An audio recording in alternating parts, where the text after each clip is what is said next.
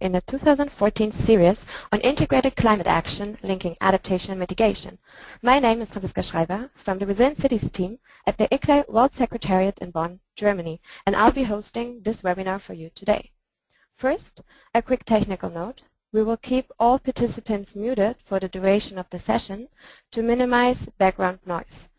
If you have a question or are having technical difficulties, please send us a message in the question chat box. For those of you who don't know about us, let me start with a quick introduction. ICLE, Local Governments for Sustainability, is an international membership organization for local governments around the world with over 1,000 members in 84 countries. We promote local action for global sustainability and support cities from our global, regional, and country offices with targeted programs and events. ICLE convenes the annual Global Forum on Urban Resilience and Adaptation to Climate Change here in Bonn every spring. This year, the Global Forum will take place during the UN-FCCC Climate Change Talks in Bonn. The webinars focus on a selection of key themes from our 2014 Resilient Cities Forum, showcasing selected speakers from the forum and additional experts and local government representatives. The webinars build on discussions started at the conference, keeping the dialogue ongoing and providing a resource for those unable to attend while anticipating new directions and innovations in 2015. I would like to mention, for those of you interested in contributing to next year's Congress program, that our call for contributions is currently open online and will remain so until December 1st. You may wish to submit on the topic of integrated climate action or on one of the many other topics related to urban resilience and adaptation.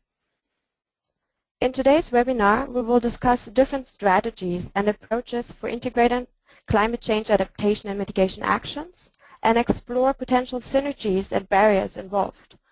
We will also look at measures and solutions being implemented in Bogota municipality and the city of Surrey for reducing greenhouse gas emissions while increasing resilience to climate change impacts. Today's agenda includes two presentations, totaling about 30 minutes, followed by a 10 to 15 minutes Q&A session. Francisco Bocanegra Bolaña will present Bogota's Humana Development Plan, which recognizes the integration of adaptation and mitigation as key priority, and introduce several projects being realized by the municipality. Anna Matthewson and Cara Barron will then share Surrey's approach to integrated climate action and discuss measures being implemented in various planning areas, from community energy to biodiversity and flood management. Please hold your questions until the end. You can type them in as we go along, and we will read them out at the end. When doing so, please indicate which speaker the question is for, and if you like, the name of your organization. As previously mentioned, please also type in any technical questions so we can help you sort them out. To get things started, I would like to introduce my colleague Luca de Moncuy, Project Officer at the Bonn Center for Local Climate Action and Reporting, in short CABON Center, at the ICLE World Secretariat. Luca will provide a brief introduction to the topic of integrated climate action and discuss how the CABON Climate Registry, the world's largest database on local and subnational climate action, can contribute to an integrated climate action approach. I'll now pass over to Luca.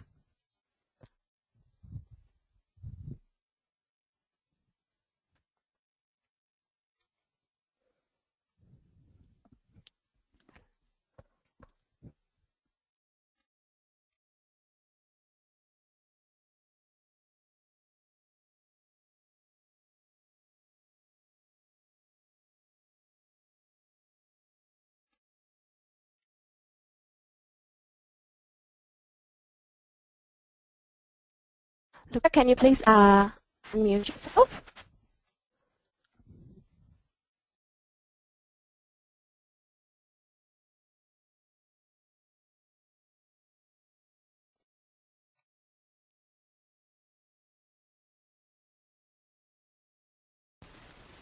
One, two. Can you hear me now? Yes, we can. Yeah. Yes?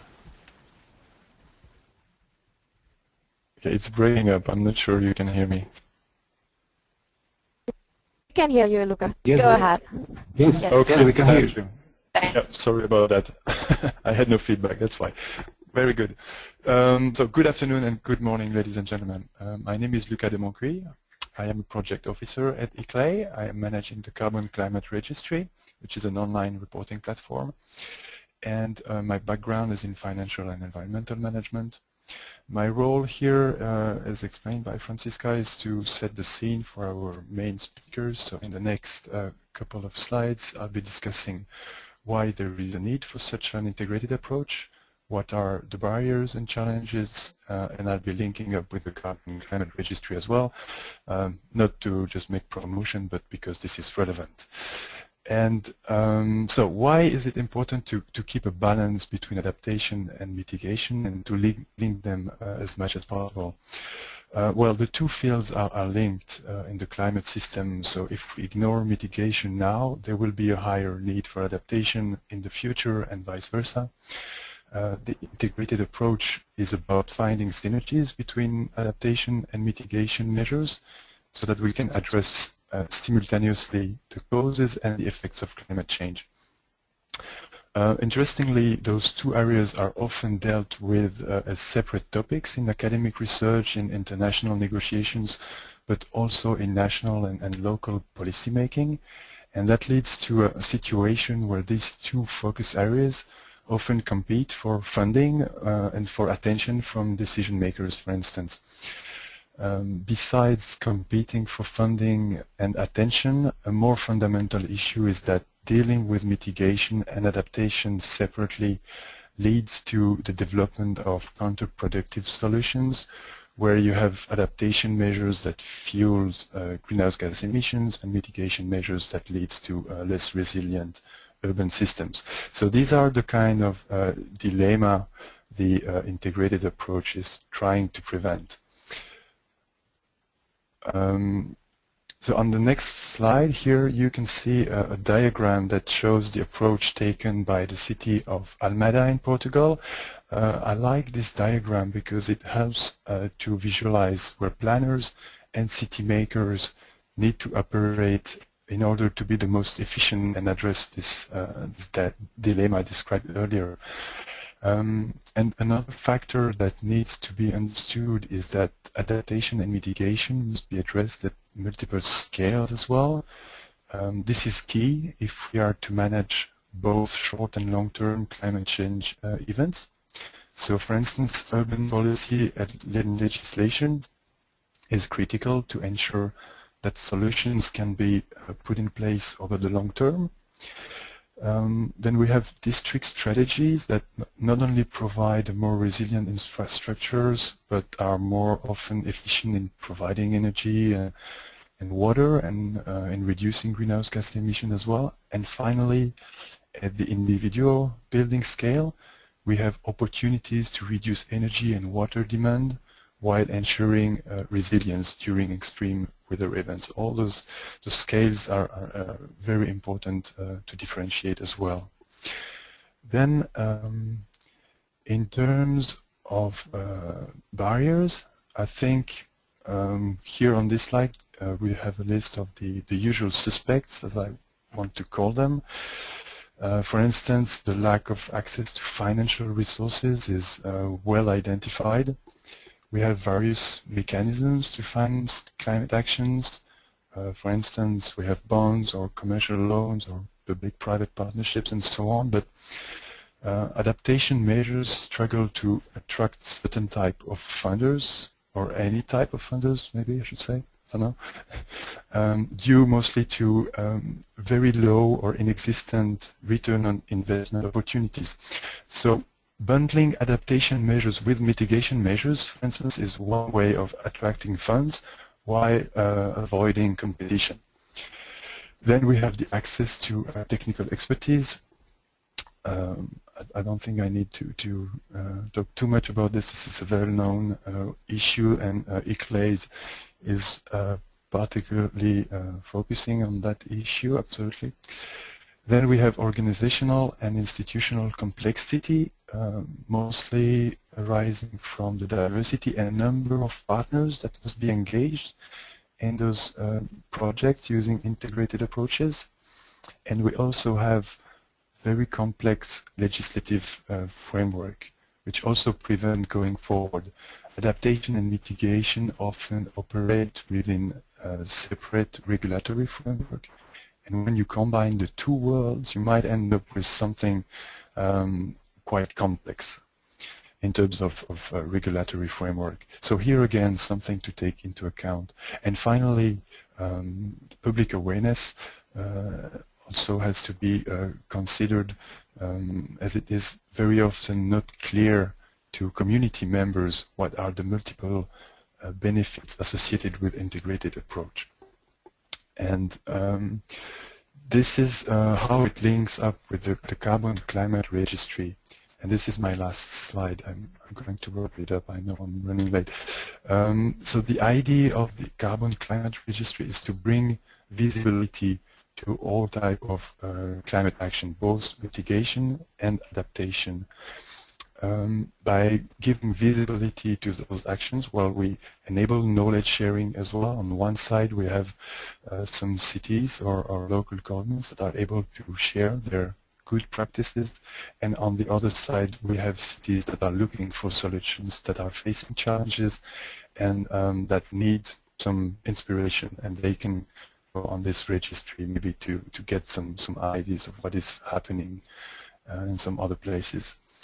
Another feature of this registry is that it allows cities to report actions that are not yet funded. So if there is an action that is still looking for funding, it can be displayed or reported on this registry as well. And finally, well, this reporting platform is in constant evolution, and we are now incorporating the latest development of this integrated framework, and therefore it will be even easier to report those kind of integrated approach and climate action in the future, and showcase them accordingly as well. So, well, that's it from my side. Thank you very much for your attention, and I'm handing over to Francisca, I think. Thank you, Luca, very much for this interesting introduction. Now please allow me to introduce our first presenter, which is Francisco Bocanegra Polania from Bogota Municipality. Francisco is a forestry engineer and a specialist in natural resource management as well as urban and regional planning. He is currently the advisor of the Environmental Control Division of the Secretary of Environment of Bogota Municipality and coordinates the Group for Climate Change Direction Control. Today, Francisco will introduce Bogota's Humana Development Plan and elaborate on different strategic areas that have been identified. He will also discuss a number of adaptation and mitigation actions that are being implemented to achieve the set targets, including measures for sustainable mobility, energy efficiency, inclusive waste management, integrated risk management, and integrated water resource management. Francisco, please go ahead when you're ready.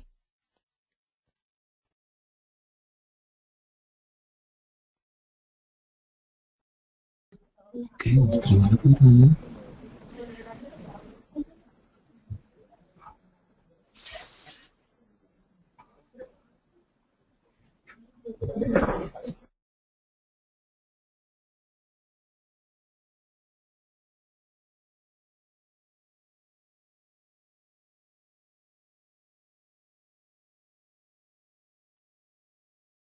Francisco, can you please unmute yourself? Otherwise we can't hear you. Thank you.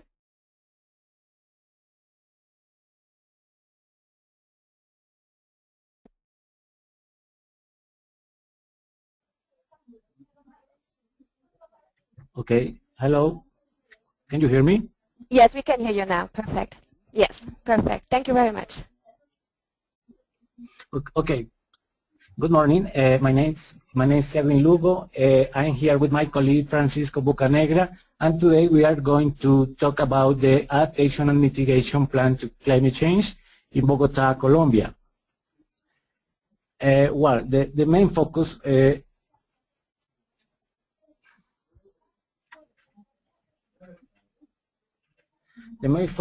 is I want to emphasize some aspect about the background. We have especially locally developments on agreements to improve the approach to the climate change adaptation and mitigation.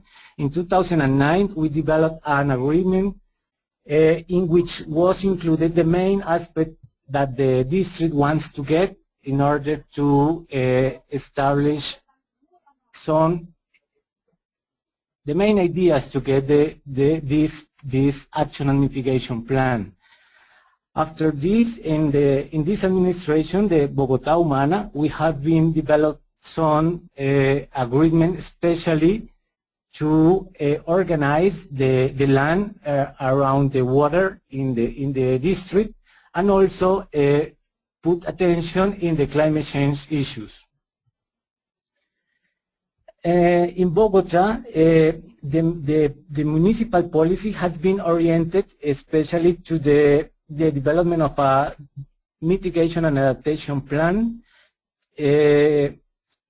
Additionally, has been developed a local health policy, and many areas has been established around the policy, eco-urbanism, and sustainable buildings.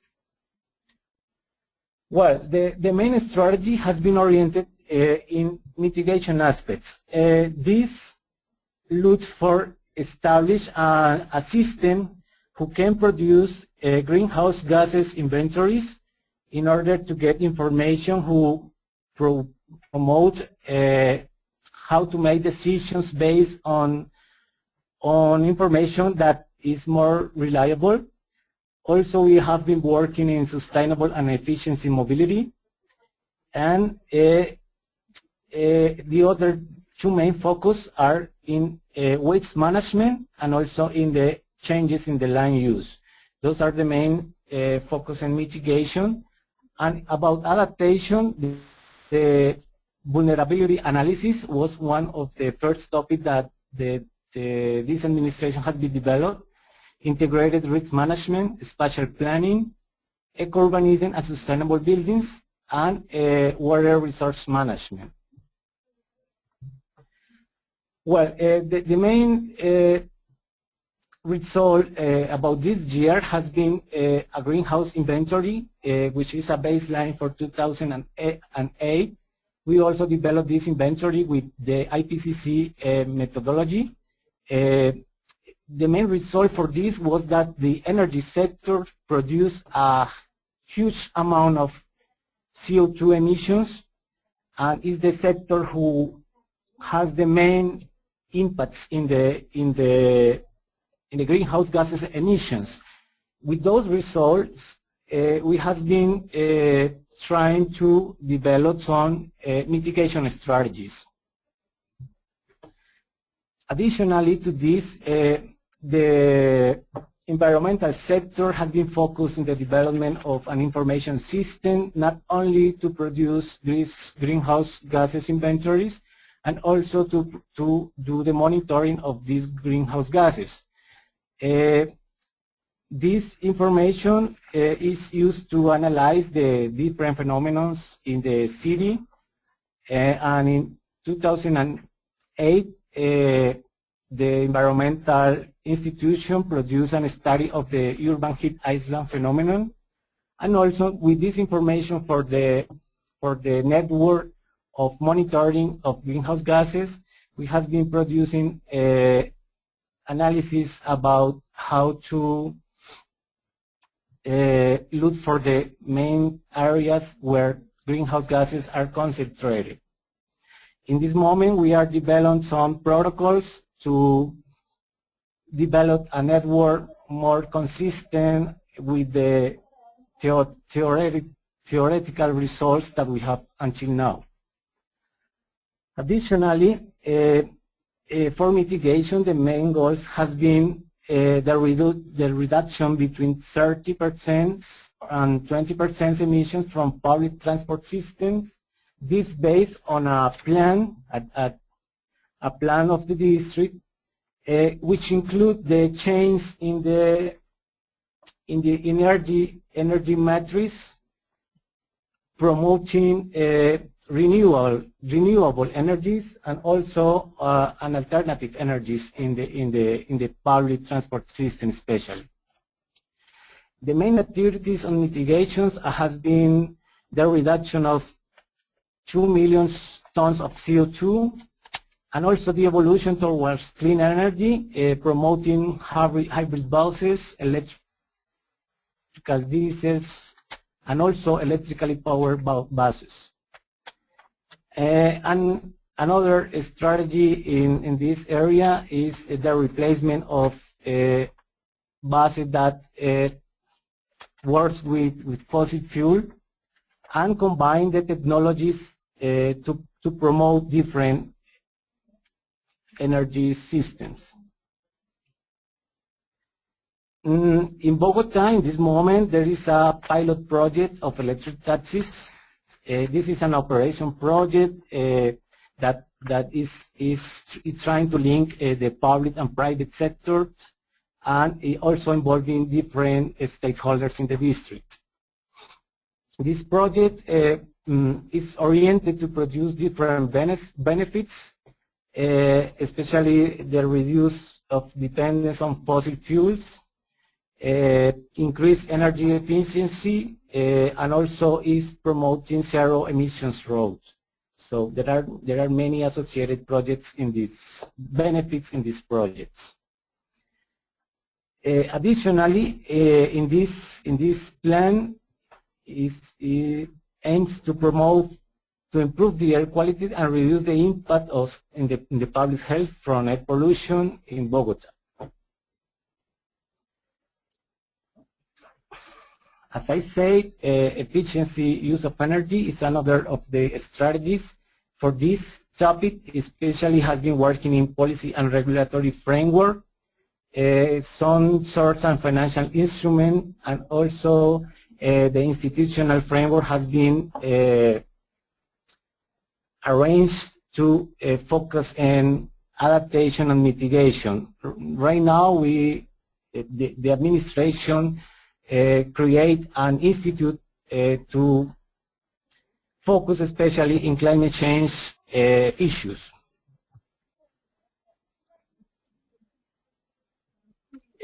Another important strategy established in the local plan for mitigation has been the reorganization of the system of garbage under the new model that has been called zero waste. This model tends to get a reduction in the generation of waste in the local city. In terms of adaptation, that has been developed around the integrated risk management. This is to produce a city who has less vulnerable areas against climate change risks, doing security and food sovereignty, supply of water and energy, focus on inundation, and also events of mass waste. The main three aspects for adaptation has been the empowerment and management of the citizen, care and preservation of the natural resources, the establishment of regional strategies for the conservation of the hills and moors and the discourage and control expansion, designing a model of intervention in the highlands for the management and reclamation of reed protection. This has been defined between the different districts and also the community actors. There are 5 areas restored around the rivers. There are also 10 areas that has been reforested, and also there are a huge plan for the recovery of large wetlands, and the water protection.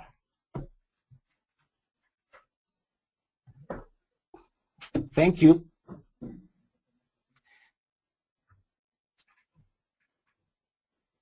Thank you very much, and a quick reminder for our audience to type in any questions you have for us to read out at the end.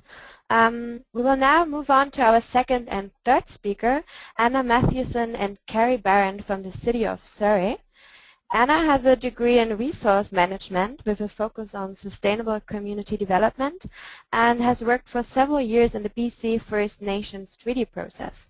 Since 2009, she's been the manager of sustainability for the city of Surrey.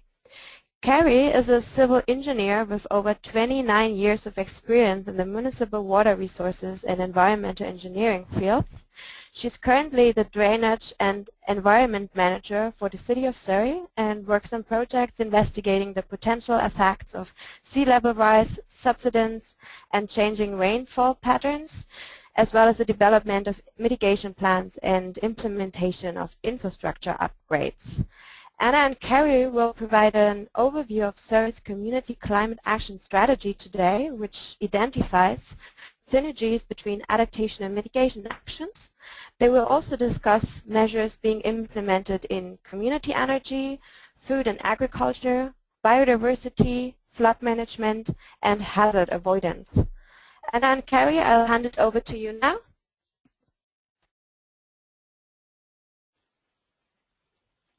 That's great. Thanks. Can you hear me? I can hear you perfectly. You. That's great. Okay. Hi, everyone. Thank you for that introduction, and thanks to Bogota for that presentation. Carrie and I are here from City of Surrey in British Columbia, Canada, and we're really happy to share our experience with integrated climate action today.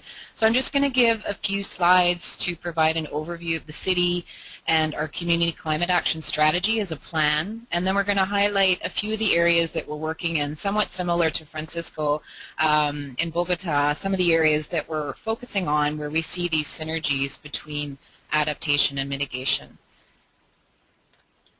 So I'm just trying to advance the slides here. There we go. So about Surrey, we are in British Columbia, Canada, so that's on the west coast of North America. We are the second largest city in British Columbia, which is our province. You can see on the map there, we're located near Vancouver and right on the U.S. border. We're characterized by major rivers and ocean boundaries, and we're very much a mix of urban, suburban, and rural land base. So a suburban transition, I think it's fair to say. Our population is just over 500,000, and we are the third fastest growing city in Canada. So particularly in the last 10 years, we've seen high rates of population growth. You can have a look at this 3D image where you can see the city and where people are generally located. We have a city center and some town centers where we focus residential and businesses, and then that green swath that you see running through the city is our land in what we have as an agricultural land reserve. So it's basically protected agricultural land, and that's about 1/3 of our land base, and it's roughly contiguous with our floodplain. We have about 8,500 hectares in the floodplain. So just a little context for the city. We have a sustainability charter that our council approved about 6 years ago. It's an overarching policy guiding document for our city that looks at a 50-year vision of becoming a more sustainable city over time. It included some climate commitments. It included a commitment to really tackle the challenge of climate change, and in particular to develop a mitigation plan and an adaptation strategy. We also, like other cities, have some climate commitments. We have some at our provincial level, national, kind of Canadian level. We've signed the Mexico Pact, and we do report our corporate and community emissions into Carbon Registry. In terms of our community-wide greenhouse gas reduction target, we have that in what's our official community plan, which is our land use plan, and it's a target to reduce greenhouse gas emissions 33% per capita by 2020 and 80% per capita by 2050. So a pretty big challenge overall, and particularly with the high rates of growth that we've seen and we're continuing to expect over the coming decades. And we really needed a plan to help us figure out how we were going to reach those targets. So in 2011, we launched a process to develop a community climate action strategy. We decided to tackle adaptation and mitigation together, and it's really for some of the reasons that Luca mentioned earlier in terms of the synergies, wanting to avoid conflict and maximize the linkages between adaptation and mitigation. We, on the adaptation side, I'll mention that we worked with ICLEI Canada and adaptation strategy framework that was available to us, and we worked through that. It was very helpful. As with both plans, the issues that you're dealing with are so varied. On mitigation and on adaptation, we worked with a lot of different staff at the city as well as stakeholders in our community to produce this strategy, and that was approved about a year ago by our elected officials, our local council. So just briefly on the Community Energy and Emissions Plan, that is our mitigation strategy. It looks at, towards the year 2040, looks at our emissions profile now and how we will bend that curve on emissions given the high rate of growth, what kind of strategies we need to put in place, recognizing that our senior levels of government will be taking actions on things like vehicle emissions, but that we as a city need to tackle things around, we have strategies around land use, transportation, buildings, energy supply, and solid waste. So just to also put our emissions in context, it's interesting to hear about Bogota. In Surrey, our total community emissions are just over 2 million tons, so just to give you a sense of the scale. And the strategies that really came out of our CEEP, which is our Energy and Emissions Plan, really speak to complete connected corridors. So we really wanted to recognize that we're densifying, we're a high-growth community that's densifying, and we want to see linkages between our core and our corridors, as well as rapid transit, and linking those to district energy systems that are based on renewable sources of energy. Our energy plan also speaks to buildings, new buildings as well as existing construction, and reducing energy needs and emissions from those buildings, active transportation infrastructure and rapid transit, low carbon cars, and then there's a number of strategies that look at waste. In our emissions picture, of that 2 million tons of CO2 I was mentioning, about 2/3 of our emissions comes from transportation here in the metro region as well as Surrey specifically, and 1/3 comes from buildings, and there's a very small sliver that comes from solid waste. So it's not a big piece of the pie, but we have some strategies for that. So also briefly, the climate adaptation strategy, that was a companion piece to it, and it was really looking at the climate projections that we have for our region. Here on the West Coast, we're expecting wetter winters and more intense rainstorm and rain events, as well as drier summers and high heat degree days. And then one of our challenges being on the ocean is obviously sea level rise, and the projections here are similar to elsewhere, I think, is that we're expecting a 1 to 1.2 meter sea level rise by 2100. So working within the ICLEI framework, we developed a climate adaptation strategy. And I think one of the things, it has these 5 milestones, and I won't go through the detail here, but I think one of the useful things from that was the risk and vulnerability assessment. So we knew what the climate projections are for Surrey.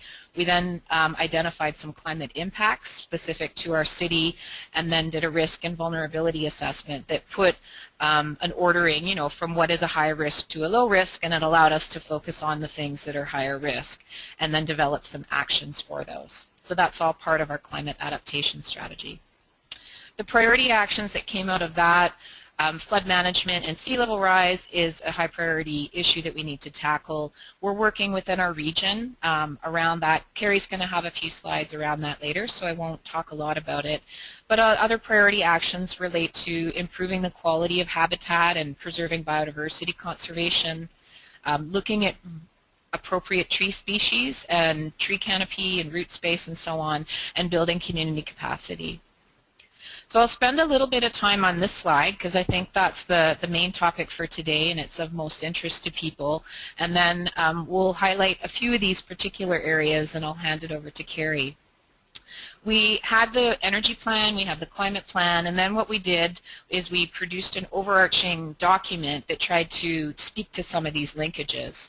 So we identified 4 areas where we felt there were linkages between adaptation and mitigation. One was around ecosystem protection, hazard avoidance, and compact land use. And that was really recognizing that focusing growth in our urban areas, in our urban core and town centers, reduces greenhouse gas emissions, and it also protects green space and provides adaptation benefits in terms of improving stormwater management. And also in terms of hazard lands, when you're looking at directing growth away from things like floodplains and steep slopes, that reduces our exposure to climate impacts, and Carrie will speak to that in a bit more detail. The second area was around ecosystem health and carbon sequestration.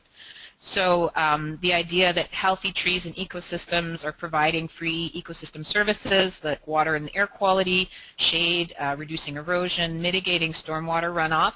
So those are all adaptation benefits, but also they are absorbing carbon from the atmosphere. So there is a mitigation or a reduction in terms of GHGs from the carbon sequestration.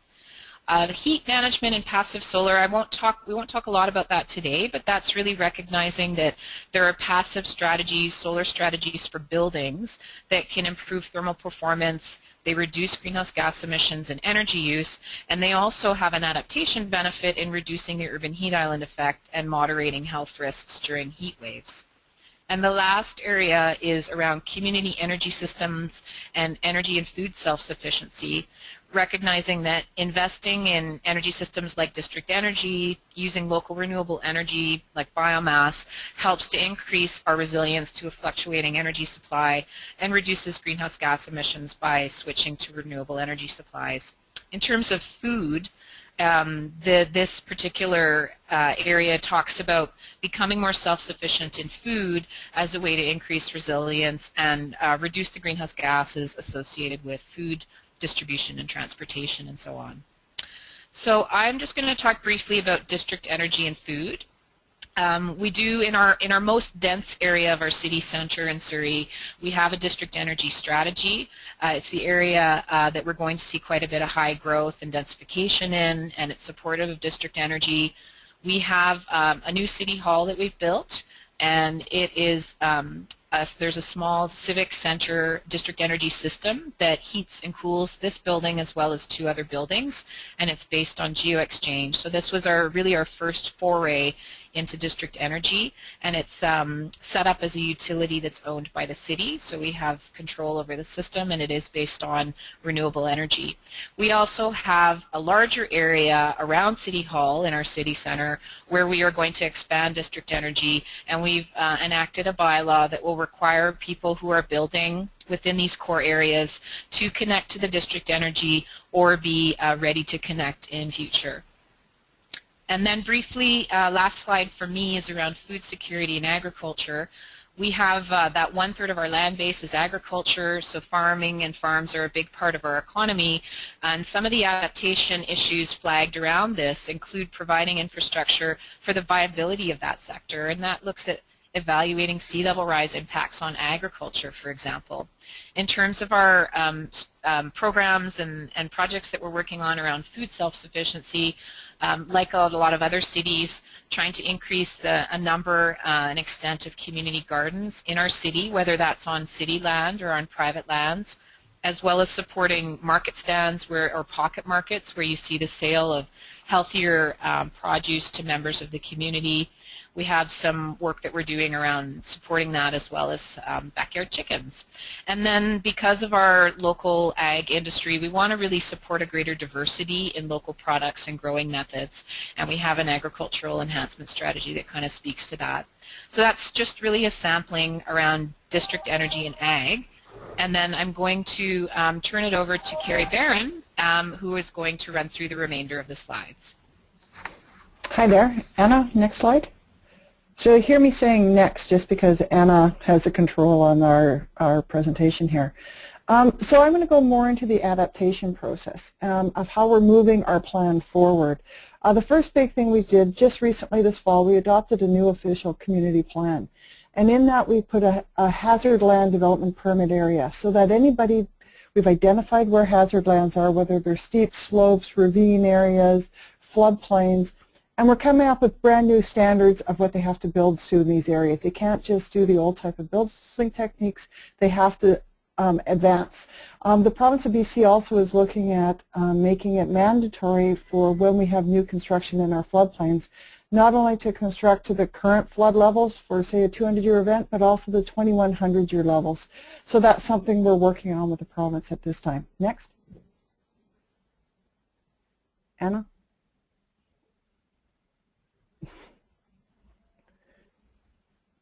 Okay, switch. Here's an example of one of the building constructions in a floodplain. It is, you can see the old house on your right-hand side of the screen, and that was the old flood elevation. The red line signifies where the current 200-year flood elevation is in this floodplain. So not only is this area protected by some dikes, but we're also, in case the dikes ever break, we still want the homes and everything to be safe and the people to be safe, in which case their habitable area is having to be built to flood elevation. Okay. Switch. We've also implemented or just adopted a biodiversity conservation strategy. So what we're doing with that is we're trying, it's based on a green infrastructure network, and we're trying to make sure that we protect the critical hubs and make sure we have the linkages to them, and where we've lost our linkages to reestablish those linkages. And we're also going to be monitoring the changes through time of our vegetation communities, our wetlands, and everything to make sure we're trying to protect the maximum amount of species in the best way possible through the years. So to try to stay ahead of development or to retake some of the land that we may have lost in development. Next. Change of precipitation. We've undertaken 2 full studies right now looking at historic data and forecasting it forward, and we have a couple other studies underway to take the climate models and bring down. Just even looking at updating our last bit of data we've had for the last 20 years, we've seen rainfall change in some areas by up to 44% higher than we had in the past, according to how we did our IDFs, which will make a huge difference. So we're now looking at, before we implement the new IDFs, we want to downscale the global models to see what the projections are. So we'll look at a trending up and a trending down and try to come up with some new levels that we should be designing as we go forward with our infrastructure or asset renewals here at Surrey. Next. We're also doing a lot, as Anna said, on floodplains. We do have 8,400 hectares approximately in floodplains in Surrey. Most of that is, or actually all of it, is subject to sea level rise. And in that, a lot of it is in the agricultural land, but we do have urban development in that. We did a phase 1, we did a joint probability assessment looking at the combined effects of sea level rise, wind, everything else. We're doing a phase 2 looking more of the sensitivity to precipitation, looking at the timing of sea level rise. So what, not just 2100 and 2200 levels, but what's going to happen in 2020, what's going to happen in 2040? Because as we go forward rebuilding assets, we need to take that into consideration. And we're also looking at the cost benefit and the land use. So is there areas we should be retreating from? Does it make sense? Next. This just gives you an idea of some of what we're seeing in the sea level rise. It doesn't only affect our coastal, it affects our river systems. It affects our river systems to between 17 to 20 kilometers upstream. That's almost to our neighboring municipalities.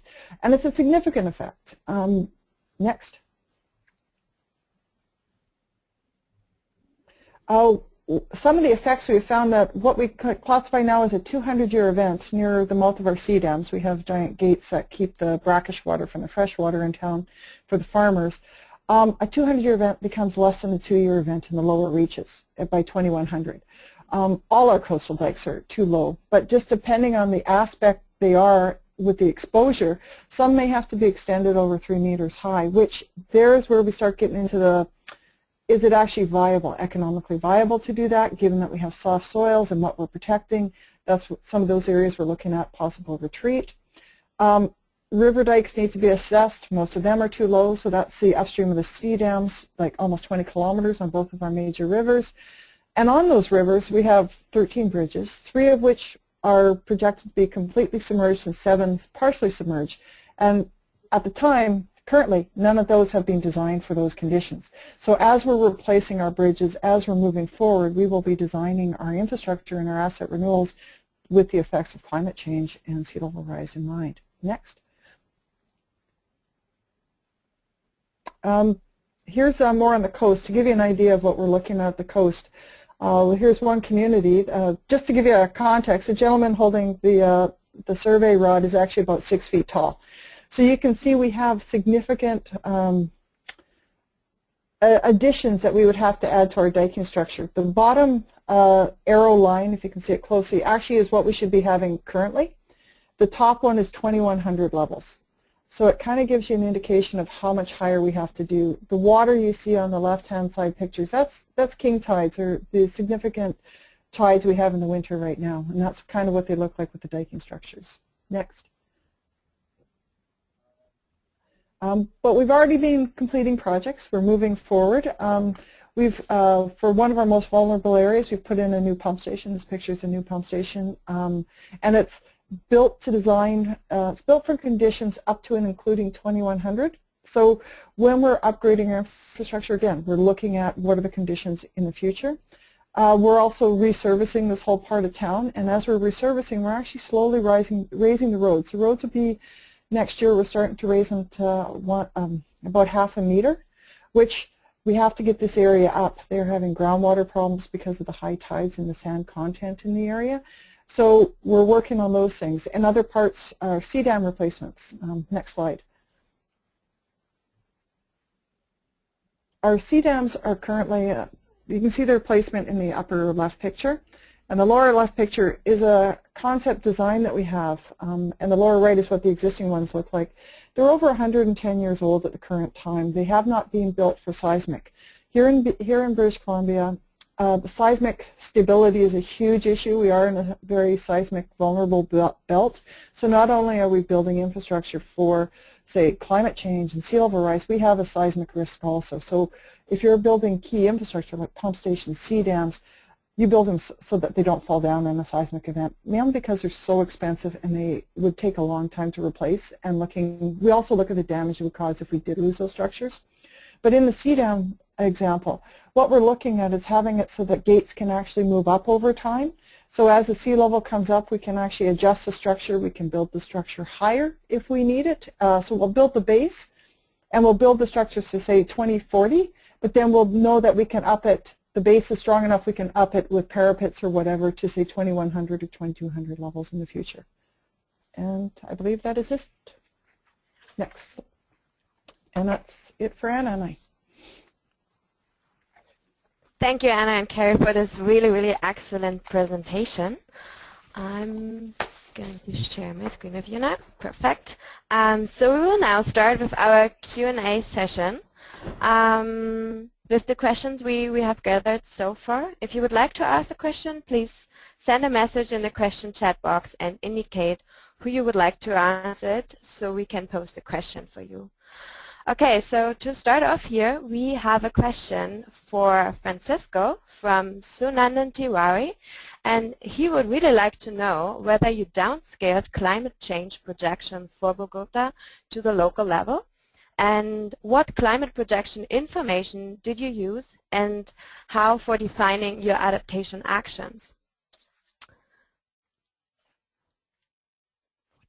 Would you like to answer that for us, please? Francisco?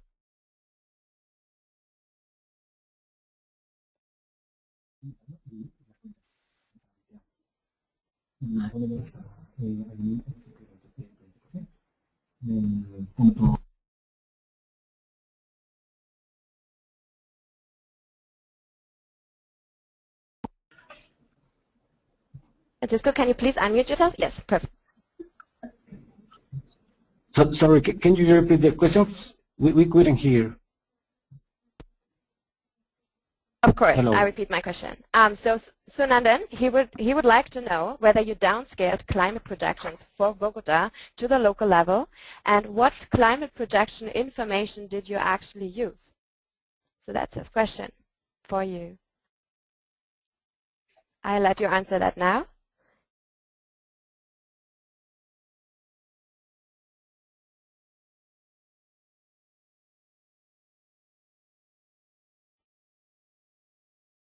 In Bogota, we have a network about 16 meteorological stations where we have some data to use in the climate projections. That's the data that we use to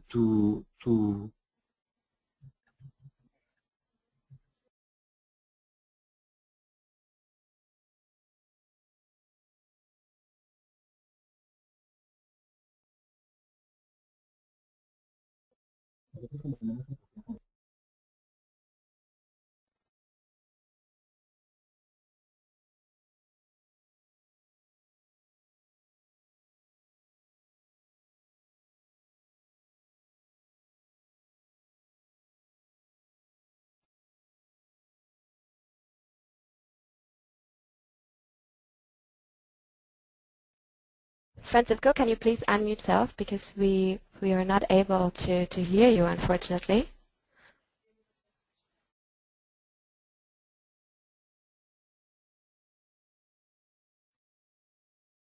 Maybe we just move to the second question, which is from Christopher Luderitz, and it's for Anna and Carrie. And he asks, who was the initiating actor to push for developing and implementing the city's climate strategies? And are collaborations with research and scientists undertaken? And if so, did those activities support the adoption of the presented strategies? Anna and Carrie, who would like to answer that? Sure. Can you hear me? I can take a crack at that. It's Anna. I think in general, like in terms of the impetus for doing the plan, it really came from the sustainability charter that I mentioned, as well as the climate commitments that we'd signed on to at a national level and a global level. So we knew we needed to produce a document, a plan that would link and basically outline how we were intending to reach our greenhouse gas emission targets. In terms of academic, I think the question, is it around links with academic research?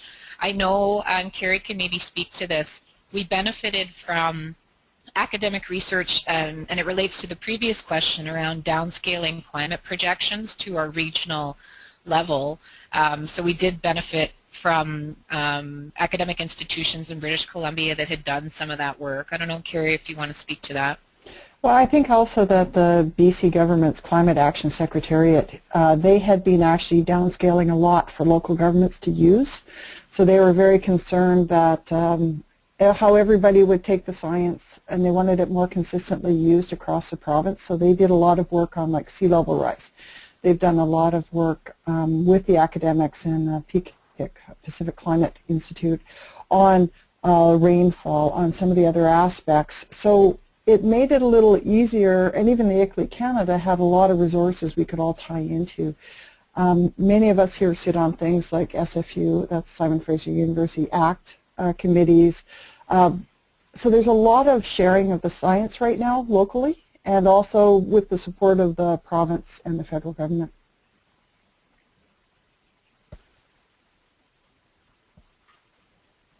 Excellent. Thank you both. We have another question for Anna from Verkata Narayanan, asking if you could elaborate a little bit on the adaptation strategy framework that was used, and if you could, just briefly discuss what it constitutes and what resources were used. Sure. So the framework, as I said, excuse me, came from ICLEI, and it was a 5-milestone framework that basically looks at initiating your strategy, undertaking some background research and doing the risk assessment that I spoke to, then developing your plan and implementing and monitoring. So I mentioned, I think the 5 milestones are fairly straightforward. I think one of the benefits to that framework is the risk and the vulnerability assessment framework that it provided with us. So we had something that had been developed that we could readily take on and help us work through the various steps. And also, in working through that, we were part of a cohort of cities in our region working with ICLEI Canada through that same process. So we were able to learn from one another, City of Vancouver and others, as we all went through that process at the same time. I don't know if I've answered the latter part of the question. Maybe you could repeat it. Anna, I would just even add to that internally, like how we went forward with it. It was all done by city staff. It wasn't done by one staff member or one department. Well, one department, like Anna's group did do the writing of it in the end, but we had large stakeholder groups within the city from all the departments that we went through all the issues. Different people were the champions of the different issues. It wasn't actually any one of our main jobs, but we all integrated it into our portfolios. No, that's a good point. Yeah, the Sustainability Office coordinated the both strategies, the energy plan and the adaptation, but it involved Carrie and other people, risk management, our parks department, planning department, engineering. There was a number of various staff and staff champions involved in finalizing it. Yeah, Anna, question. I'll take a last question, which is again for you, Anna, from Sunandan.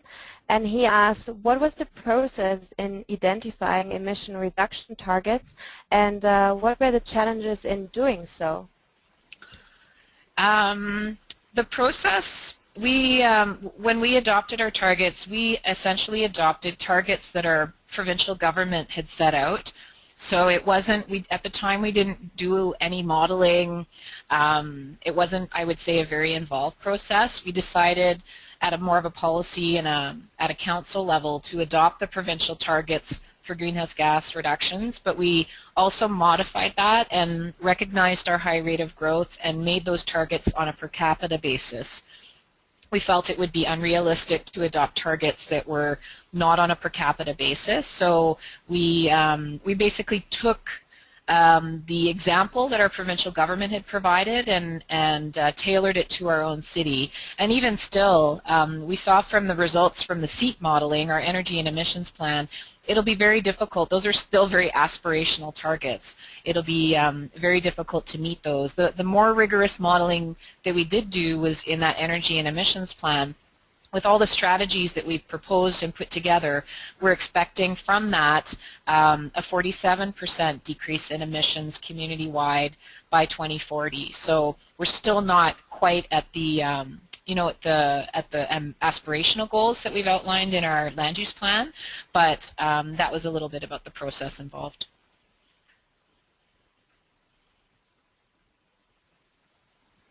Okay, thank you very much. Unfortunately, we've come to the end of our time, and yeah, I would like to conclude our second webinar in the 2014 series here. And if we didn't get to your question, don't worry, we will be able to forward the question onto the speakers after the session. Well, we would like to give a really warm thank you to Luca, Francisco, as well as Anna and Carrie for sharing their thoughts and experiences, and to all of you for attending and engaging with us in the discussion. We have been recording the webinar, and it will be made available on our Within Cities series website shortly, together with the presentation. I would also like to invite you to our subsequent webinars in the 2014 series. Please visit our website for more information. And lastly, I would like to remind you about the open call for contribution for next year's Within Cities Congress, which closes December 1st. Within Cities 2015, again, will be held from 8th to 10th June in Bonn, Germany. Thank you all for joining us, and have a lovely evening or day.